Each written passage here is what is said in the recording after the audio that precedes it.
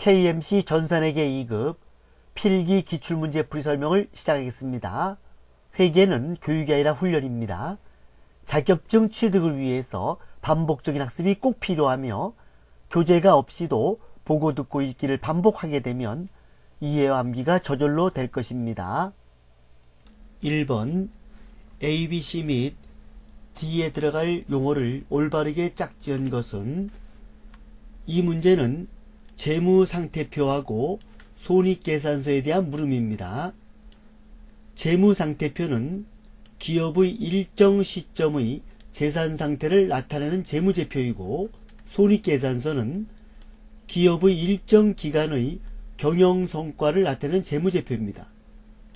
그래서 3번 재무상태표는 일정 시점의 재산상태를 나타내는 재무제표이고 손익계산서는 일정 기간의 경영성과를 나타내는 재무제표이다. 이것이 정답이 되겠습니다. 2번 다음 선급금 계정의 4월 6일 거래의 설명으로 옳은 것은 이 총계정 원장이 나와 있습니다. 여기 선급금이 있는데 날짜는 4월 6일이고 계정 과목은 현금되어 있습니다. 이런 경우에는 차변에 선급금이 되고 대변에 현금이 됩니다. 이것은 상대방 계정 과목을 적는 거죠. 그래서 4월 6일은 차변에 선급금 15만원이 되고 대변에 현금 15만원이 됩니다. 4월 8일의 경우는 대변에 선급금이 됩니다. 차변엔 상품이 되고 그래서 4월 8일은 차변에 상품 15만원, 대변엔 선급금 15만원이 되겠습니다. 이 문제는 4월 6일에 거래를 물어봤으니까 차변에 선급금, 대변에 현금이죠. 계약금, 상품을 주문하고 계약금 15만원을 현금으로 지급한 겁니다. 그래서 1번에 보면 상품을 주문하고 계약금을 지급하다. 1번이 정답이 되겠습니다. 3번 다음은 대한상사의 차량 처분과 관련된 자료이다. 차량 취득가액은 얼마인가? 감가상각 누계액이 800만원이고 처분가액은 1100만원이고 유형자산 처분 손실은 200만원입니다. 그러면 유형자산을 처분하게 되면 일단 대변에 유형자산 계정과목 차량 운반구 취득원가를 적습니다. 지금 물어본 게 이 취득원가에 대한 금액을 물어봤습니다. 차변에 감가상각 누계액이 800만원이 되고 그 다음에 처분은 1100만원이죠. 현금 또는 미수금이 1100만원이 되고 손실이 발생했습니다. 손실은 200만원이죠. 차변에 유형자산 처분손실 200만원. 그러면 이걸 다 더하게 되면 1900에다 200 더하니까 2100만원. 정답은 2100만원이 되겠습니다. 4번 다음 중 비유동자산으로만 짝지어진 것은 자산은 1년을 기준으로 해서 유동자산과 비유동자산으로 구별이 됩니다.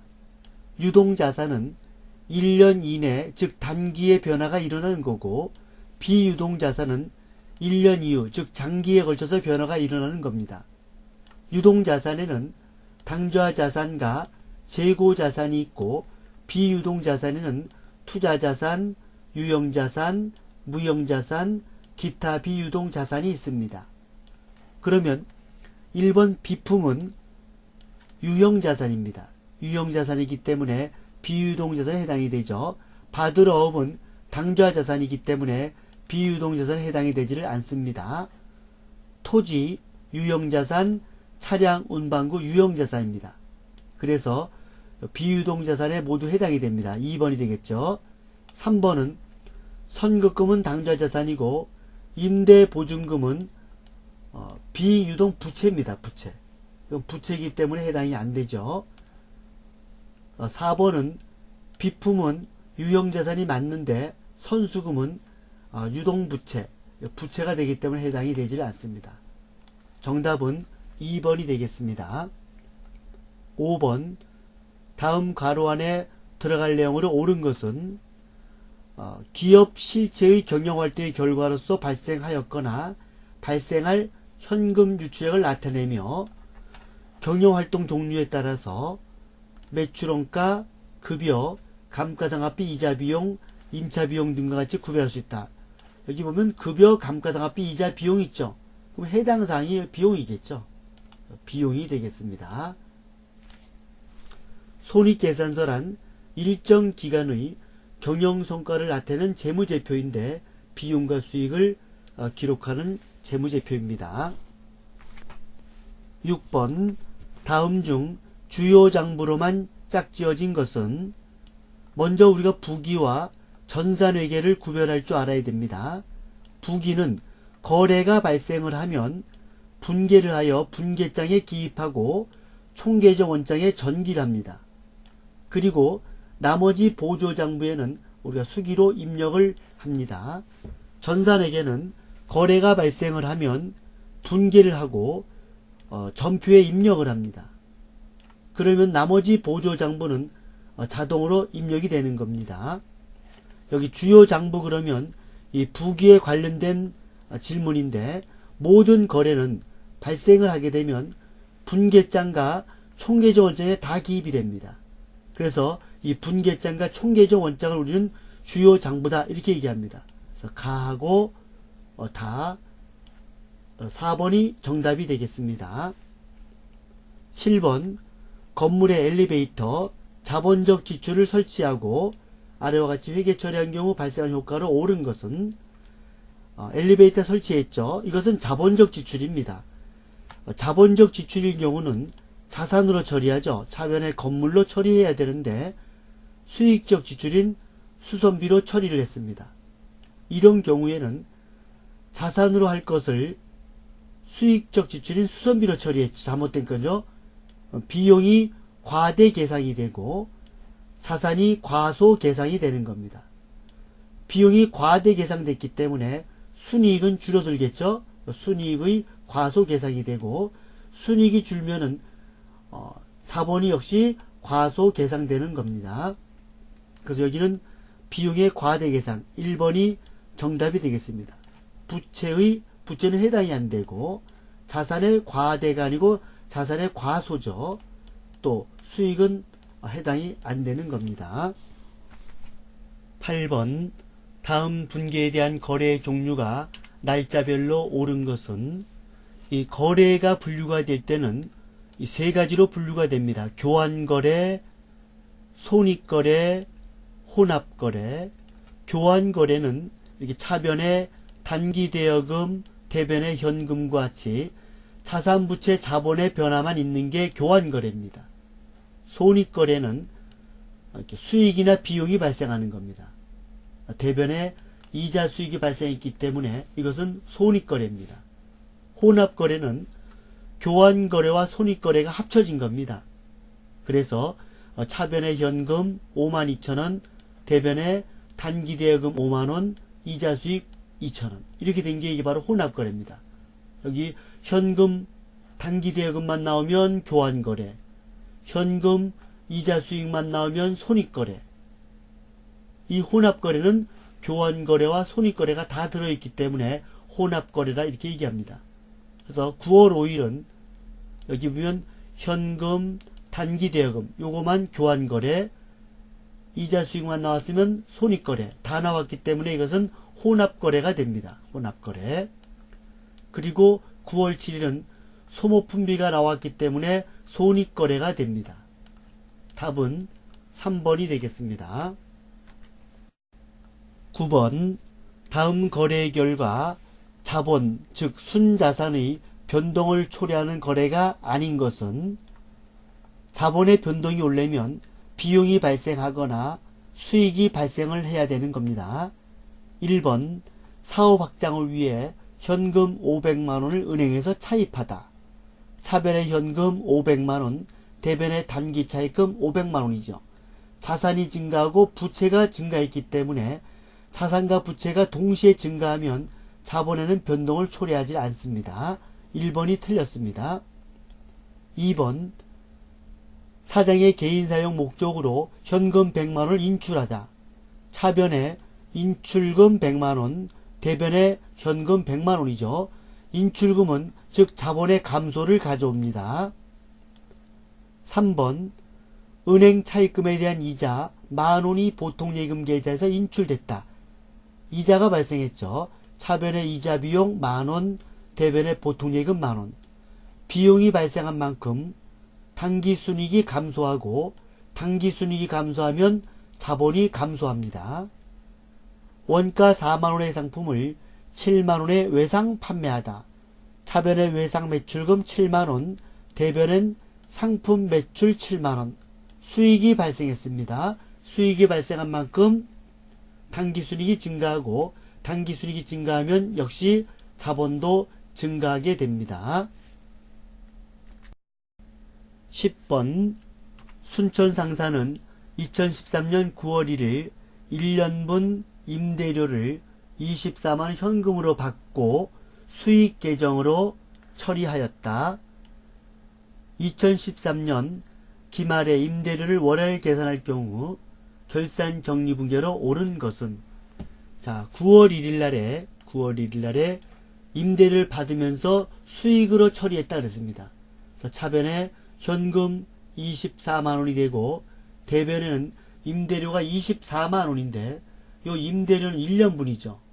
1년분. 언제부터냐면 9월 1일부터 8월 31일까지의 임대료입니다. 이 임대료 중에서 12월 30일 결산 때 단기에 해당되지 않는 차기분은 공제를 해야 됩니다.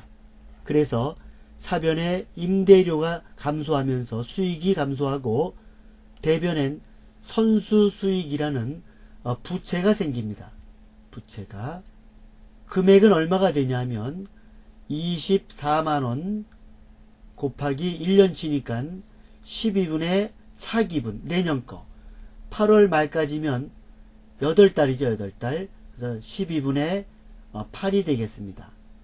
그래서 선수수익이라는 부채가 16만원이 발생하죠. 정답은 3번에 차변의 임대료 16만원 그리고 대변의 선수수익 16만원이 되겠습니다. 11번 다음 자료에서 일반 기업회계 기준의 유동성 배열법에 따라 자산 계정 등을 올바르게 나열한 것은, 유동성 배열법이란 뭐냐면 유동성 배열법은 자산은 먼저 유동자산과 비유동자산 순서로 나열한다는 겁니다. 또 유동자산은 당좌자산, 재고자산 순으로 나열하고 비유동자산은 투자자산, 유형자산, 무형자산, 기타 비유동자산 순서로 나열된다는 겁니다. 문제를 보게 되면 유동자산 중에서 당좌자산이네요. 여기 1번, 그 다음에 재고자산이 2번, 그리고 비유동자산 중에서 투자 유형이니까 유형자산이 3번이 되고 무형자산이 4번이 되겠습니다. 그래서 정답은 나가 다라 3번이 되겠습니다. 12번 아래 내용에 가에 해당하는 계정 과목으로 옳은 것은, 자산은 1년을 기준으로 유동자산과 비유동자산으로 구분된다. 위에 얘기한 거죠. 유동자산은 여기 당좌자산과 재고자산으로 분류가 되는데 여기 지금 당좌자산에 해당하는 걸 물어봤습니다. 상품은 이건 재고자산입니다. 상품은 재고자산이고 단기대여금 당좌자산입니다. 비품은 유형자산에 해당이 됩니다. 그리고 외상매입금은 부채입니다. 그래서 정답은 2번이 되겠습니다. 13번 다음 자료에서 기초상품 재고액은 얼마인가? 기초상품이 들어간 공식은 매출원가 공식입니다. 그래서 기초재고액 X 플러스 단기매입액 30만원 있죠? 30만원 마이너스 기말상품 재고액 8만원은 매출원가인데 매출원가를 또 모릅니다. 그래서 매출원가가 들어간 공식은 또 매출액 마이너스 매출원가는 매출총익입니다. 그러면 여기 단기 매출액 있죠? 당기 매출액이 60만원이고 매출원가를 모르고 여기를 Y라 그럽니다. 모르고 매출 총이익은 22만원입니다. 그러면 이걸 구하려면 여기 매출 총이 넘어가면 되겠죠. 60만원에서 22만원을 빼게 되면 매출 원가는 38만원이 됩니다. 그럼 여기가 매출 원가가 38만원이 되겠죠. 38만원. 기초 재고액인 X를 구하려면 플러스 30만원은 넘어가면 마이너스 30만원이 되고 또 마이너스 8만원은 플러스 8만원이 되는 겁니다. 그래서 기초상품 재고액은 16만원이 산출됩니다. 정답은 1번입니다. 14번 다음 중 빈칸에 들어갈 금액으로 옳은 것은 기초자본, 기말자산부채자본, 당기순손실이 나와 있네요. 여기 기말자산 마이너스 부채는 기말자본입니다. 기초자본이 8만원인데 만원만큼 손실받습니다. 그러면 기말자본은 7만원이 되는 겁니다. 7만원. 그리고 자산은 이 X-9만원이 7만원이니까 이 마이너스 9만원이 넘어가면 플러스 9만원 되죠. 7만원에다 9만원 더하면 16만원. 이거는 16만원이 됩니다. 그래서 답은 3번에 기말자산은 16만원이 되고 기말자본은 7만원이 되는 겁니다. 공식에 가면 기초자본 플러스 당기순손익은 기말자본입니다. 그래서 이 문제는 기초자본은 8만원인데 당기순이익이 아니고 손실이기 때문에 마이너스 만원 돼서 기말자본은 7만원 됐습니다. 기말자산 마이너스 기말부채는 기말자본인데 기말자산을 물어보는 문제죠. 그래서 기말부채가 넘어가면서 플러스가 됩니다. 플러스가 되기 때문에 16만원은 기말자산이 되겠습니다. 15번 대손중단금을 설정할 경우의 거래 내용과 회계 처리가 적절하지 않는 것은 틀린 거 찾으려는 겁니다. 이 대손중단금을 설정을 언제 하냐면 결산 때 하죠. 그래서 결산 시 외상매출금 잔액 10만원에 대하여 1% 대손을 예상하다. 이런 경우 대손 예상액은 10만원 곱하기 0.01에서 1000원이 됩니다. 자, 문제를 풀게 되면 대손 예상액이 1000원인데 대손 충당금 잔액이 800원이 있습니다. 이럴 때 부족액 200원만큼만 설정하면 됩니다. 차변에 대손 상각비 200원, 대변에 대손 충당금 200원 이렇게 하면 되겠습니다. 2번은 대손 예상액이 1000원인데 대손 충당금 잔액도 1000원이 있어요. 같죠? 이런 경우는 분계가 없습니다. 그래서 정답은 2번입니다. 3번 대손 예상액은 1000원인데 대손 충당금 잔액은 1100원이 있습니다. 오히려 100원이 남죠.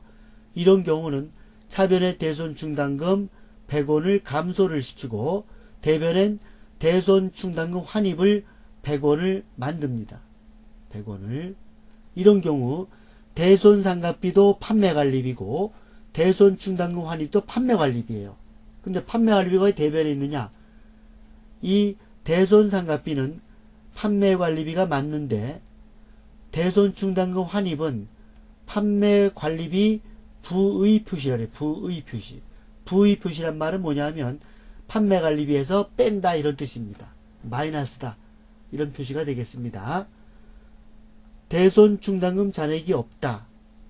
예상액은 1000원인데 잔액이 없으면 그냥 대손 상각비 1000원을 하면 되고 대변에 대손 충당금 1000원 이렇게 하면 되겠습니다. 이상으로 필기 문제풀이 설명을 마치도록 하겠습니다. 부천 정상컴퓨터 전산회계 학원에서는 국비지원 내일배움 카드 훈련을 실시하고 있습니다. 실업자 카드 취업 훈련, 근로자 카드 직능 훈련입니다. 평일반은 월수금으로 오후 7시 20분부터 10시 20분까지이고 주말반은 토요일반, 일요일반으로 오후 1시에서 7시까지입니다. 고등학교, 대학교 재학생도 수강이 가능합니다. 인터넷 동영상 강좌 수강 안내입니다. 전산회계 2급, 전산회계 1급, 전산세무 2급, FAT 1급, 정규과정과 기출문제 풀이이며 정규과정 교재 파일은 제공합니다. 전과정 1개월에 7만원이고 2개월에 10만원입니다. 학원생은 무료로 수강할 수 있습니다.